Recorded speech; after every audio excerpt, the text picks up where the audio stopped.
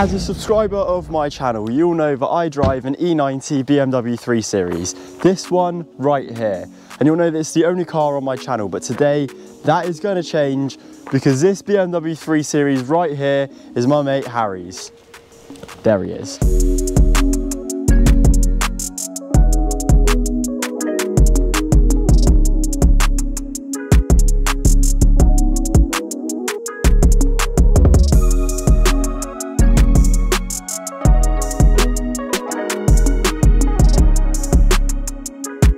Now I know what you may be saying, you may be in the comments go, not another BMW 3 Series, but mine's an E90 and this is an F30, the next generation up, and there's a bit of a difference between the two. From nicer interior to better looking exterior, I think the F30 is a definite better looking car than mine. And to be fair, it was the cheapest one that we could find in the UK. And it is a very, very nice spec one too. As you can see on the interior, there's full leather everywhere. It looks gorgeous. And you've got a heads-up unit, just like in mine, but a better version of it, although I have now got Apple CarPlay. And due to this being an efficient dynamics, it came with, I think, the very first iteration of BMW's Sport, Comfort and Eco modes. Let me show you that. You can see the button right here that says Sport and Eco Pro, and you can adjust whether you want to be in Sport, Eco Pro or Comfort. But once again, it is another 320D.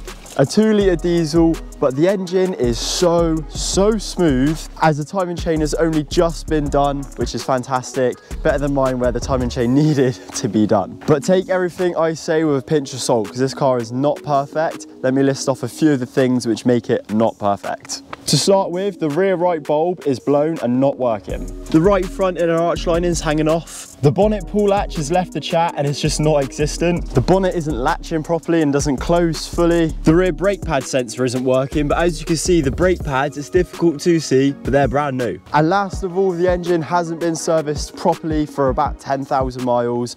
And all of that we're going to do today, except I think probably the bonnet and maybe the rear sensors. We don't have the parts just yet. All in all though, this car is actually fantastic. I would take it over my car any day of the week, mainly because it is just nicer overall, from nicer interior to, like I said, exterior. It is just a nicer car in my opinion. But my opinion isn't what counts. It's actually Harry's opinion because it's his car. So let's go over to SBC, Sam Bryant channel, and let's find out what Harry's got to say. Boom, boom. Here we are then on the SBC channel. We've got our guest, Harry Hardwell, right here. So Harry, what do you think of your BMW 3 Series? I think the car is, for a first time BMW drivers, perfect really. It's my first time having a BMW, but I can't complain about it. Obviously a few little issues, but it's not a massive amount of money, but I'm happy, very happy. Do you have any plans on modifying it? At some point, definitely. A few little bits we've been looking at, mirrors, grills at the front, getting new wheels, Apple CarPlay at some point, and obviously mapping it at some point would be great. We'll see how time goes, slowly make it better. So if you want to modify it, what's the first thing you think you're going to do to it? I reckon we'll start off at the indicators, and then go into grills, wheels, and then CarPlay, and then engine, probably I would go for. I think that's definitely the main, looking the outside first, then inside, and then engine. Well, thank you, Harry, very much for your input. Back to Sam. Thank you, Sam, over on the SBC channel. It's a little FIFA link there for you guys. So that's what Harry thinks of his car, and to be fair, I think the exact same. It is a really, really good car, especially for the price. It's not bad at all. Oh, and by the way, Harry paid around £3,000 for it. Solid. What do you guys think of the 2 3 Series? Which one do you prefer, mine or Harry's? Let me know down below. We've got a lot of work to start on Harry's car, so let's get back to my house and get the car in the air, start servicing it. So now we're familiar with Harry's car. Obviously, it's an F30 BMW 3 Series. It is very, very nice. Kind of jealous. I would quite like it over mine, but we're now going to give it a service. We're going to get a car in the air. We're going to drop the oil out at the bottom of the engine and also take the oil filter out as well and change that over. So let's get the car up in the air and get it on jack stands.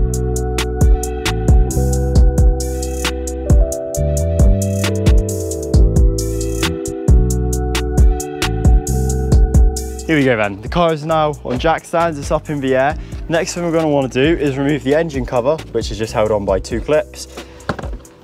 Come on you. There we go, there it comes.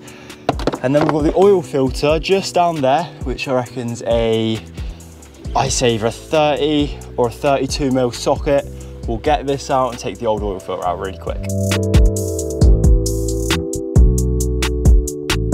So just before we pull the oil filter out, we're going to drain all the oil first. And then when all of that's drained in, we'll change this to the brand new one.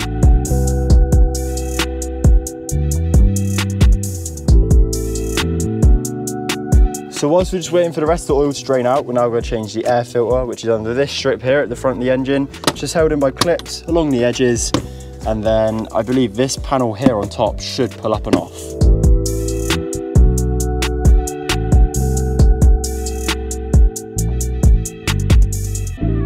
So with all the clips off, you literally lift up the whole thing here, and that's connected onto the main turbo elbow, I think that is. So just be careful not to yank that too hard, because you might end up ripping that right off. But you can just access the air filter just about. There we go, let's have a look at that. Oh my God. That is one of the filthiest air filters I've ever seen. That is supposed to be white, and that is black as anything, and there's so much dust. That is shocking. That is so bad. That's why we're changing it. So here's obviously the old one, and here's the new one. That is so bad. I've never seen it quite that bad before, but that's all right. This should just slot straight back into place. Shouldn't be any hassle at all. No, there we go. Air filter back in. Easy job, and hopefully that should give a little bit cleaner airflow to the engine. It might run just a bit smoother now, because like I keep saying, that is absolutely awful.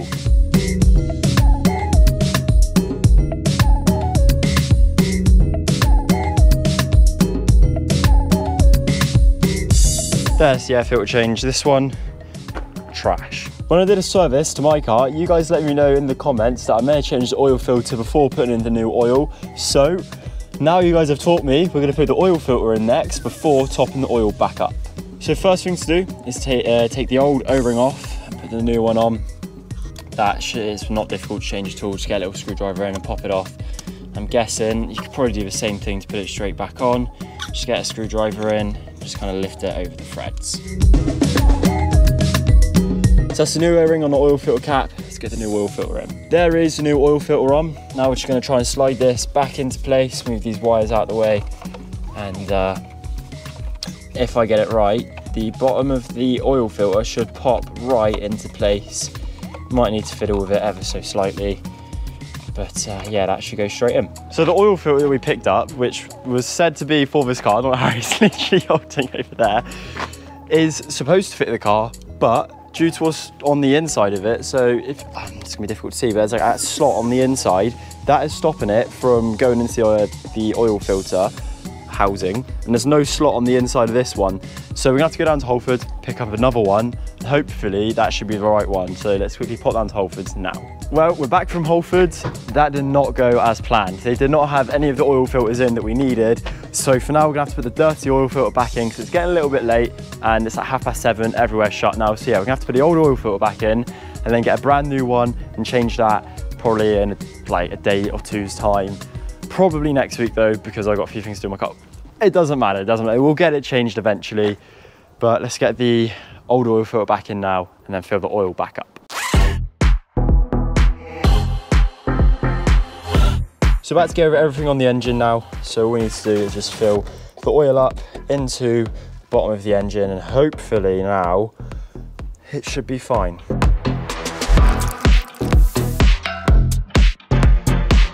There we go, that's all the oil now topped back up. We're gonna let it settle for a minute, check for dipstick, and then we'll fire the engine up and see if it's running nice and smooth. Now we've let the engine settle, Harry's gonna do the honors of starting his car up, and fingers crossed, it should be fine. I don't think there should be anything wrong with it. I mean, we haven't done anything that would make it wrong, we've just done a service. But here we go, let's just see if it's okay. Fire her up. Whoa. Bloody hell.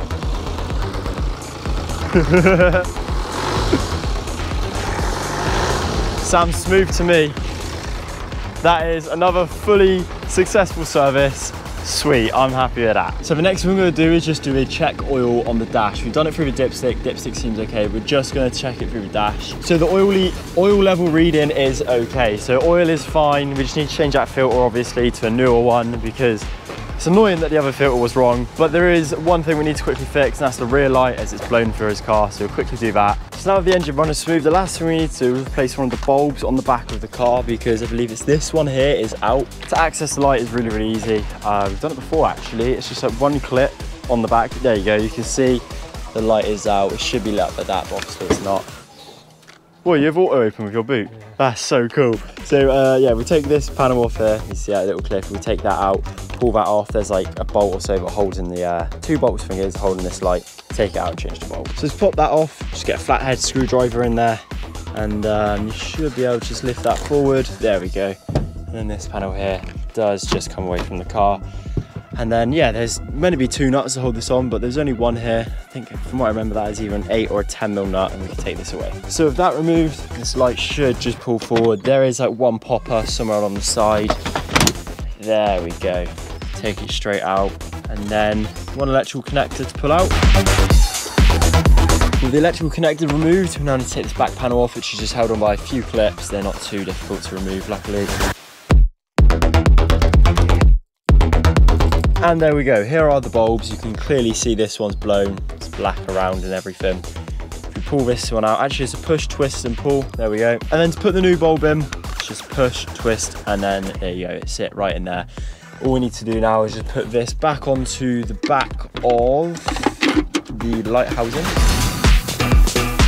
And with that back panel put back on, we can now put the electrical connector in.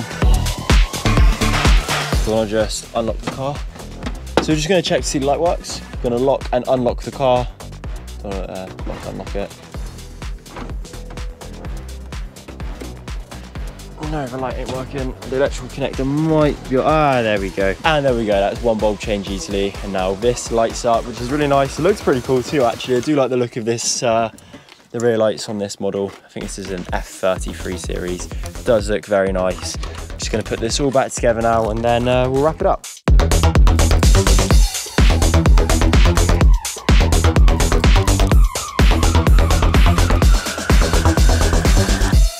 There we go, that is the light fix. We've just got the engine running just to keep it a little bit warm, just to see if it runs really smooth. Sounds like it's running smooth, so that's good.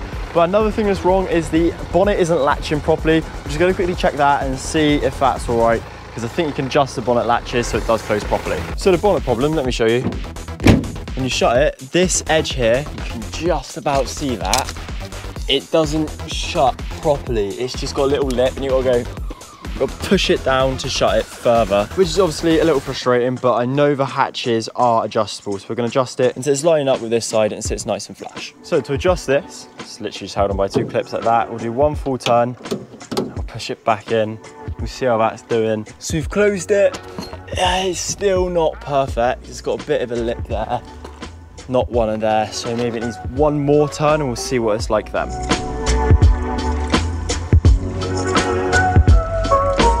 And there we go, that is the bonnet sorted now. Just a bit WD-40 and a little bit of adjustment, fixed. Really, really straightforward. But Harry has got a lot of ideas for this car. He absolutely loves this car. He wants to take it places, a little bit like what I'm doing with mine. So this is not gonna be the last time you see his car on the channel, because I bet it'll be back in a couple of weeks' time. So what do you think of his new car? I know it might be slightly annoying having another 3 Series on the channel, but we love it. It's such a nice car. He got it for a pretty good price as well. There's some in the 3000s, which isn't too bad, especially for a car this age. So we're not done actually with fixing Harry's car. There's a couple more things we need to do, especially this bonnet latch down here. As you can see, it's not held on properly.